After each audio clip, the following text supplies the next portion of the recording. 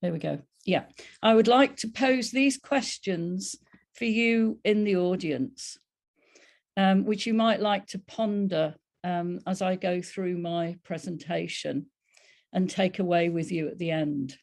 So how do you communicate your expertise? How is it valued? And how are some aspects of your expertise undervalued? Which parts of your expertise do you find harder to communicate? And during your career, how has the way in which you communicate your expertise changed? Yeah. So one of the ways in which I want to build on what Stefan Walter said yesterday, he in his title, he said tradition alone will not get us further. And one of the ways I think that links to some of what I want to explore, and I'm going to be provocative here because I'm very conscious I'm speaking in a country, if I had been in Switzerland, in a country with a very strong tradition of vocational education and training. But I'm going to be provocative, and I'm going to ask, can or should VET escape its institutional chains? So we know that VET's positioned as an institution within national education systems. This means it tends to be viewed as initial formation at intermediate level, however that's interpreted, for young people, even though the transition to work is getting longer. And even though we know that lots of adults in work are going to need lots more updating and upskilling to cope with the changes that are happening. It also means that VET's dependent on labour market projections, which tend to be based on long-standing job demarcations that are perhaps somewhat outdated, but are certainly being challenged in many workplaces. So concepts such as the craft worker, the manual worker, the technician, managerial roles, professional roles, etc. So what I want to propose is this question: should VET be defined instead of as an institution, but as a set of models of learning to develop expertise? So it's become a commonplace now to say that we live in disruptive times, but there are a great many issues that are problematic for us, that we have to cope with in terms of thinking about the relationship between education and work and the changing nature of work. So all of the issues to do with the fourth industrial revolution, artificial intelligence, etc., and the consequences that's having for the way people work. There's also the interesting rise of what are called intangible assets, the importance of ideas and brands, marketing and networks, as opposed to the traditional tangible assets, which are things like factories and buildings and transport and other forms of infrastructure. Climate change, of course, is a huge disruption and is having an effect again on the changing nature of work and also on people's lifestyles and how they see work. We also have big demographic changes in most countries, and certainly in Europe and parts of Asia, we have aging populations, which raises questions again about the idea of VET being primarily conceived as being for the young. And lifestyle changes partly linked to all of those issues I've raised above, and also to do with work-life balance. So certainly in the UK, there's a huge growth in what are called craft-related hobbies. So a real boom in classes, both face-to-face and online, helping people who want to try out different forms of expertise. Okay, right. So we know that all of these disruptions I mentioned earlier are swirling around us. But behind the narrative of change, we also have some unsettling continuities. So, for example, we know that despite the narrative of home working, flexible working, and so on, there's lots of people in jobs who are in what Alison Fuller and I have called very restrictive workplaces. And part of that is because they are limited by their job roles. And there's a concept that Alison and I have written about called job crafting, which is this idea of people needing to break out of their restrictive job roles to utilize their expertise. We studied hospital porters and we also studied academics. Very interesting in terms of the similarities between some of the ways in which academics felt restricted by their job descriptions and the expectations on them in similar ways to hospital porters. We also know that many types of jobs are not valued in the way that they should be. And terms like unskilled, low skilled are used, particularly they're used in the UK a lot, but you also see them in international publications. So publications by the OECD, for example, the European Commission, when they're actually labels which relate not specifically to the expertise people have or the skills they have in order to do their work, but it actually means qualifications, educational qualifications. So skills as a proxy for qualifications, I think, is problematic. So it's been interesting in the pandemic to see how many jobs that have previously been undervalued suddenly become critical to the nation's well-being. So, for example, lorry drivers and van drivers who bring the food to our supermarket shelves, who keep lots of the infrastructure working, as well as obviously the health system. Suddenly, in all our media, we've been told that they're heroes.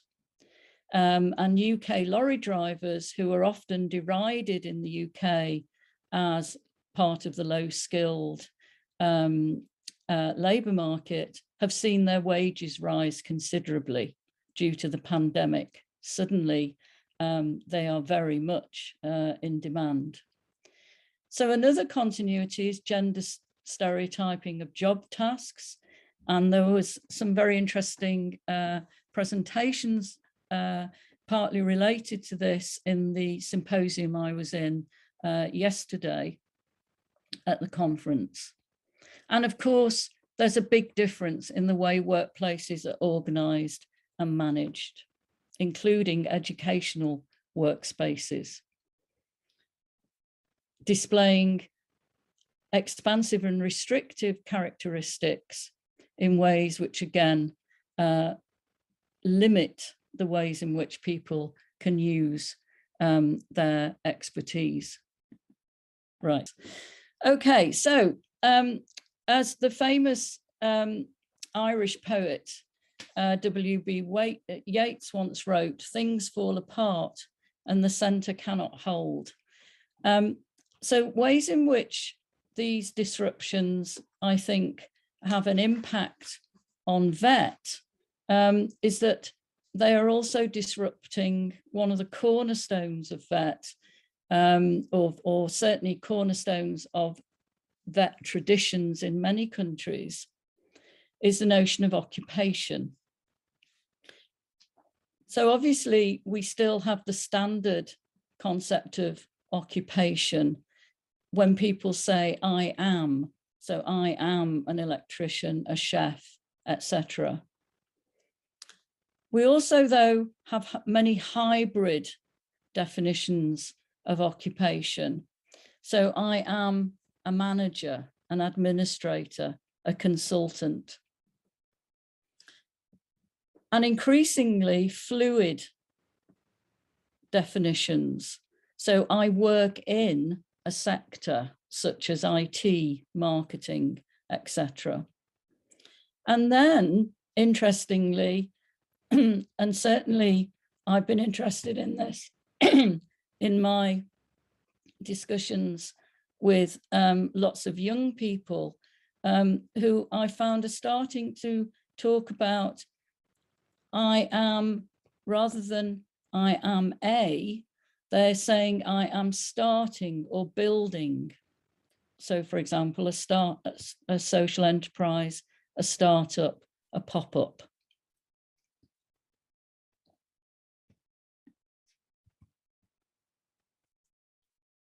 So I want to move on to what I mean by expertise. And it's, of course, a slippery concept and a much contested concept. But here are the ways in which I think we might think about expertise as an overlapping, in its overlapping forms. So we have individual notions of expertise, collective notions of expertise, what I've called here cross-occupational forms of expertise. These are emerging from new forms of work practice and particularly assisted by technologies such as boundary crossing tools. There are practice-based forms of expertise, and that perhaps is one of the most interesting in terms of the way individual and collective honing of expertise is developed through work practice. And then, of course, expertise is conceived of as being definable and measurable through formalized mechanisms such as qualifications, etc.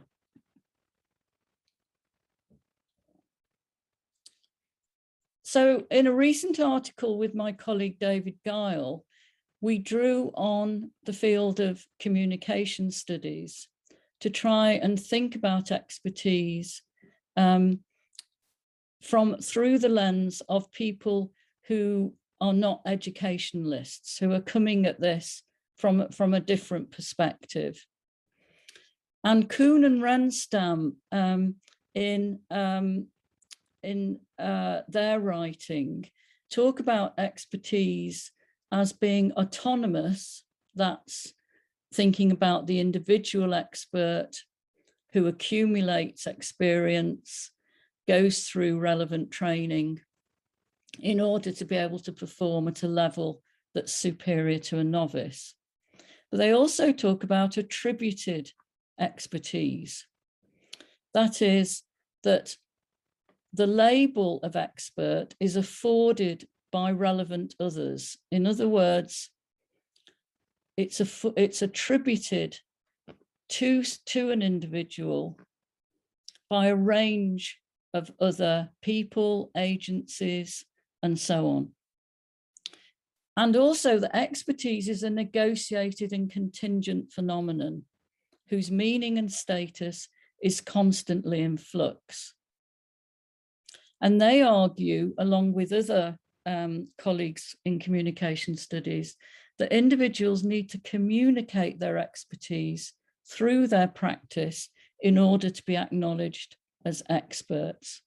I think these ideas could be helpful to us in thinking about how we might ensure that is not only future-proof, but it's actually stays in line with what's happening out in the wider world.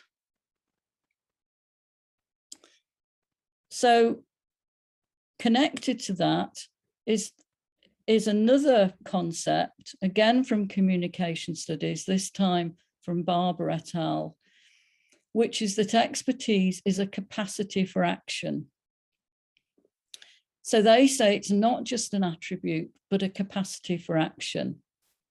And that expertise and communication are related in that experts employ and develop different forms of what they know in and through communication.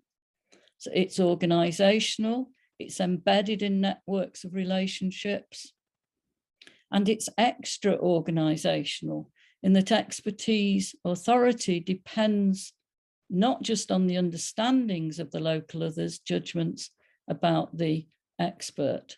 So in other words, the way we are defined as experts, whoever we are, depends on a whole set of circumstances, and that attribution of expertise is in flux.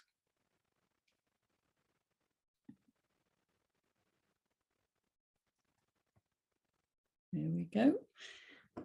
And then from cultural sociology, we have another set of ideas about how expertise is attributed.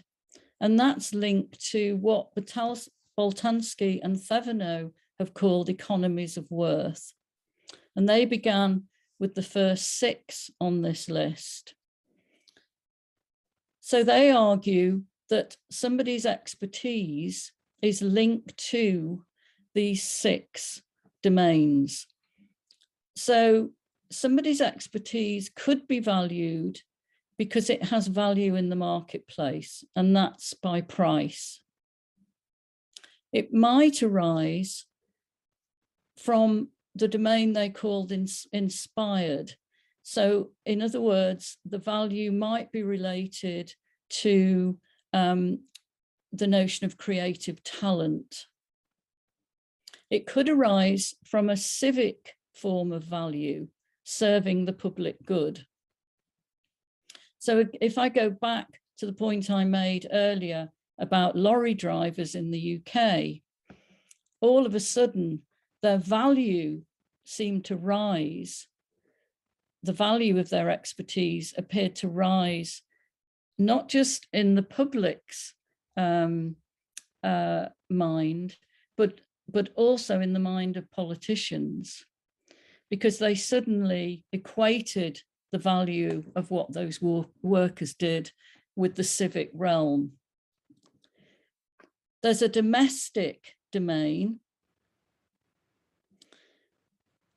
There's an interesting domain which Boltanski and Thevenot call fame. That is, the value of somebody's expertise could come through celebrity. So if we think particularly about sport and areas of music and so on. And then there's industrial value, and that's the value that derives from scientific precision, technical efficiency, and so on. And that's one of the ways in which certain occupational fields, notably, for example, engineering, have maintained their value because it still commands this industrial value, as mentioned here. And then later in their work, they've added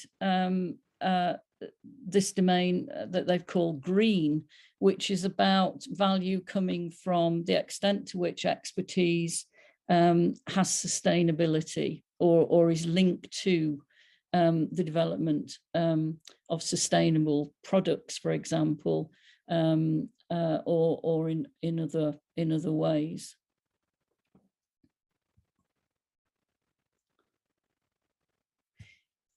So in a project that I was privileged to do a couple of years ago with Unwin Lee, who I've seen at the conference, and Matthias Pilz from Cologne University.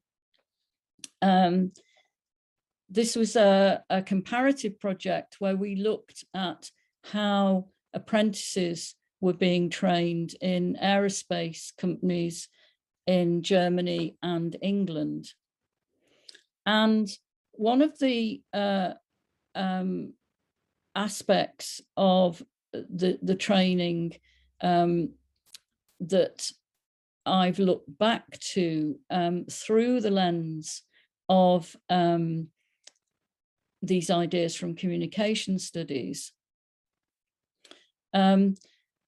is the ways in which the trainers that we spoke to in both Germany and England were very focused on redesigning or developing their pedagogical approaches, focused around teamwork, project-based work, but also very conscious that they wanted to ensure their apprentices learned how to use what they called information knowledge in a range of contexts. And this was seen as important as developing technical knowledge, because today apprentices in aerospace manufacturing plants have to meet clients. They talk to lots of people that some years ago apprentices would never have met in the workplace. So the training focused on the development of apprentices as team members, their capacity for problem solving, and this came through early immersion, very early immersion in production and project teams.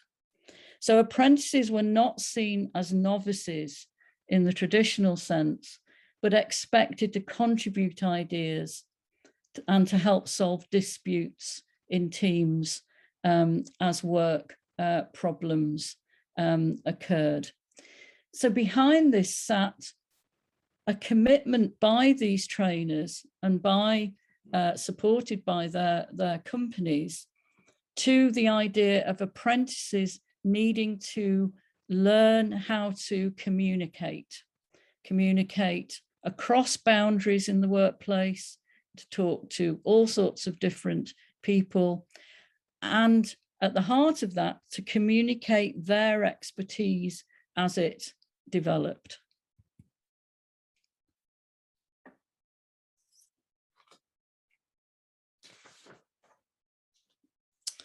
So I'd like to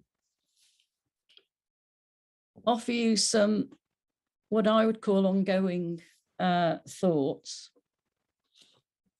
And I'm conscious that the ideas that I'm proposing are very contested, debatable, and they challenge, I think, the way in which VET perhaps is often studied as an institution within a system rather than as a collection of models of learning.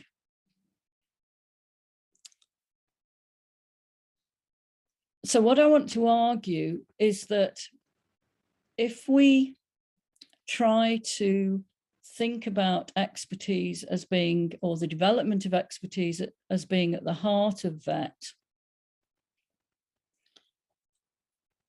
one of the ways in which I think that would help our students, whatever their age, is to build the resources they need to progress, to challenge work practices and the way work's organised. So rather than the individual VET student thinking that their expertise is enshrined within the certificate or the diploma they get at the end, trying to get them to see that their expertise as they go forward in their careers will be afforded recognition status in different ways. It will be challenged, and they need to build the resilience to cope with that. I think it also means, and this is often a commonplace idea, but I think it needs repeating often, is that VET actors and institutions need to work in ever closer cooperation.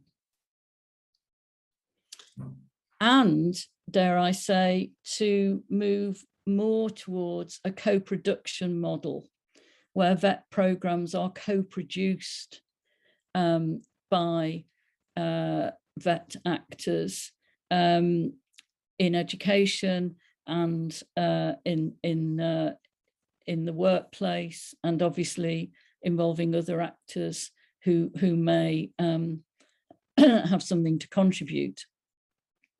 Because I think what that would do is to encourage greater permeability across institutional boundaries, and particularly to overcome the tendency of VET, as I mentioned earlier, to be related to an institution or a form of education primarily focused on young people. As we've seen from all of the challenges that have been raised so far in the conference, and that I alluded to earlier in the talk, these disruptive challenges, I think we have to think more and more about VET's role as a series of models of learning for people through the life course. So one of the things I want to propose is that conceiving expertise as a capacity for action could help towards future-proofing VET as it applies to all types of occupational practice. So hence my questions to you as an audience at the start of this is to what extent you as academics, or however you describe yourself,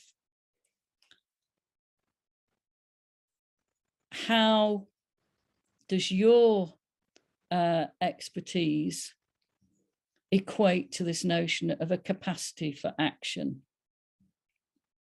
And finally, and by no means is this intended as a, oh dear, I've forgotten the VET teachers and trainers. So here it is at the end of the list. But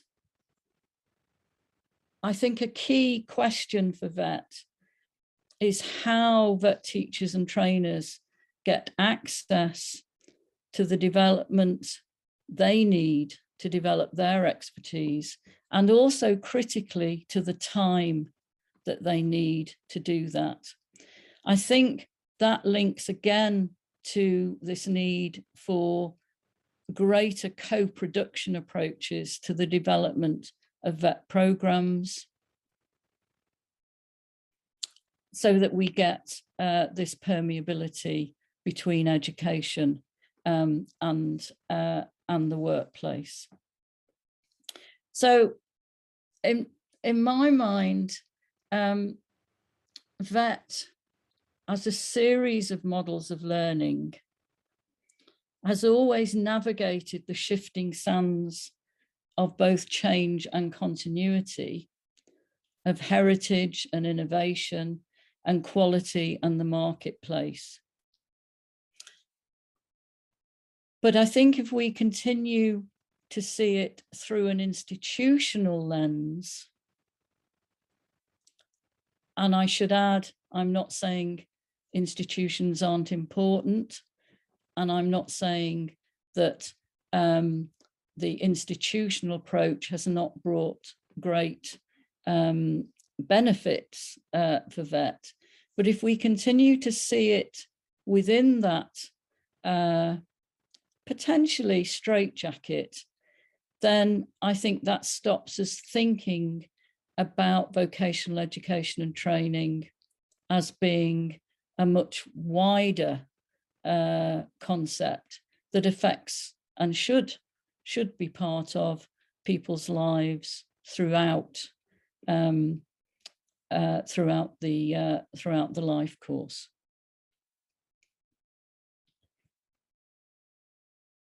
So I will finish with this slide and ask if you're still interested in any of these ideas. Then please email me. I'll send you the references. And many thanks for giving me the honor of speaking to you today. Thank you.